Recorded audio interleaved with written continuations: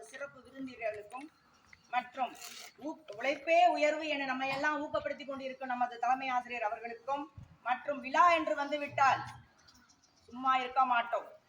எங்களது பங்கை பாங்காய் செய்தி முடிப்போம் என்று எங்களது இருபால் ஆசிரியர் பெருமக்களுக்கும் மற்றும் எனது சிங்கங்களும் மற்றும் எங்களது செல்லங்களாகிய மாணவர்களுக்கும் முதற்கண் குடியரசு தின வாழ்த்துக்களையும் வணக்கத்தையும் தெரிவித்துக் கொண்டு நமது இன்றைய குடியரசு தின டெல்லியில் எப்படி அணிவகுப்பு நடக்கிறது அப்படிங்கிறத ஒரு சிறு விஷயமாக சொல்ல முன் வந்துள்ளேன். இன்றைய தீம், ஒவ்வொரு குடியரசு தின விழாவுக்கும் ஒரு தீம்னா கருப்பொருள். இன்றைய கருப்பொருள் என்ன அப்படின்னா இந்தியா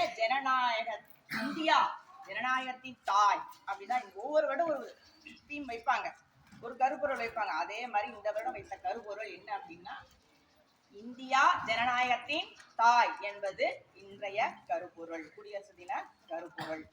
அது இல்லாம சிறப்பு விருந்தினர் தெரியுமா? சிறப்பு விருந்தினர் எப்படி நம்ம விழாவை சிறப்பிக்க அது மாதிரி குடியரசு தினம் டெல்லியில் சிறப்பு விருந்தினராக வெளிநாட்டு பிரான்ஸ் தலைவர் கலந்து கொள்கிறார். இமானுவேல் மேக்ரான் அப்படிங்கிறவரு இன்னைக்கு அவரு தான் கலந்துக்கிறாரு. பிரான்ஸ் தலைவர்கள் கலந்து கொள்வதில் இது 6வது முறையாக அவங்க கலந்துக்கிறாங்க. பிரான்ஸ்ல இருந்து வரக்கூடிய தலைவர்கள் அப்படிங்கிறது 6வது முறையாக இமானுவேல் மேக்ரான் கலந்து கொள்கிறார். இது நீ கண்டிப்பா தெரிஞ்சிருக்கவே வேணும். அணிவகுப்பு அப்படிங்கிறது எங்க இருந்து தொடங்குது அப்படின்னா ராஷ்டிரபதி பவன், குடியரசுத் தலைவரின் அவருடைய பகுதியிலிருந்து அங்க இருக்கக்கூடிய ரைசினா அப்படிங்கிற மலைப்பகுதியிலிருந்து தொடங்கி ராஜ்பாத் வழியாக வந்து இறுதியில் செங்கோட்டையில் அணிவகுப்பு முடிகிறது. அணிவகுப்பில் நமது ராணுவ வீரர்கள் நம் உள்நாட்டிலே தயாரிக்கப்பட்ட இன்சாஸ் துப்பாக்கியை கையேந்தியபடி அனுபவிக்கிறார்கள்.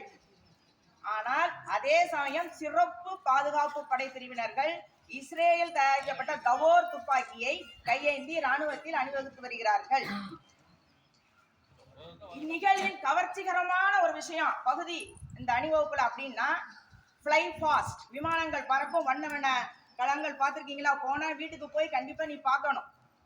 அந்த நிகழ்வு ரொம்ப கவர்ச்சியான பகுதியாக இருக்கும் இந்த விமான சாகசங்கள். இதை வந்து யார் பொறுப்பேற்று நடத்துக்கிறான்னா மேற்கு விமானப்படை நடத்துது. மேற்கு நமது இந்திய விமானப்படை பொறுப்பேற்று நடக்குது. அதுல 41 விமானங்கள் பங்கேற்றுக் கொள்கிறது. மேலும் இதுல முதலாக முப்படை வீரர்கள், அனைத்து மகளிர் முப்படை குழு முதல் முறையாக இந்த ஆண்டு இந்த குடியரசுல அனைத்து மகளிர் முப்படை குழு, முப்படையும் மகளிர் குழு கலந்து கொள்ளுது, பங்கேற்று அணிவகுப்பு சொல்லுது. அது மிக சிறப்பு. அது மட்டும் இல்ல, ஒவ்வொரு வருஷமும் பிரான்ஸ் நாட்டுடைய ராணுவ குழுவும் வந்து நம்ம குடியரசு தினத்துல கலந்துருக்கோம். அது மாதிரி இந்த வருடமும் பிரான்ஸ் குழு வந்து கலந்துருக்கு. பிரான்ஸ் அதிபர் வந்ததால பிரான்ஸ் குழு வந்து கலந்துருக்கு, ராணுவ குழு வந்து கலந்துருக்கு. அதுல சிறப்பாக சொல்லப்படுவது என்ன அப்படின்னா அவங்களுடைய ஏர்பஸ் விமானம் A330 என்ற விமானம் கலந்துக்குது. அது எப்படி அப்படின்னா A330 மல்டி ரோல் டேங்கர் போக்குவரத்து விமானம் அது கலந்து கொள்வது மிக சிறப்பாக சொல்லப்படுது. இன்னொரு விஷயம் என்ன சிறப்பு அப்படின்னா அனைத்து நமது இந்திய மாநிலங்களும் யூனியன் பிரதேசங்களும் சேர்ந்து கலாச்சார அமைச்சகத்தின் ஆனந்த சூத்ரா என்ற கண்காட்சி நடத்தப்பட உள்ளது. அந்த கண்காட்சியில காட்சிக்கு வைக்கப்படக்கூடிய சிலை புடவைகள் வந்து இன்னைக்கு அங்க பின்னாடி பங்கேற்பாளர் பார்வையாளர் உட்கார்ந்து இருப்பாங்களா, அவங்களுக்கு பின்னாடி திரைச்சிலைகளாக தொங்கவிடப்பட்டிருக்கான் அந்த புடவைகள். அந்த ஆனந்த் மித்ரா அப்படிங்கிற அந்த கண்காட்சியில வைக்கப்படக்கூடிய அந்த புடவைகள் பின்னாடி QR ஸ்கேன் கோடோட பார்த்தோம். அந்த QR ஸ்கேன் கோடை வந்து நம்ம ஸ்கேன் பண்ணி பார்த்தோம்னா அந்த அணிவகுப்பில் பங்கேற்கக்கூடிய அனைவரும் அந்த அதனால் அந்த நாடுகளுடைய பிரதிபலிப்பு அதுல தெரியுமா. அது மாதிரி ஒரு சிறப்பு செஞ்சிருக்காங்க இந்த வருஷம்.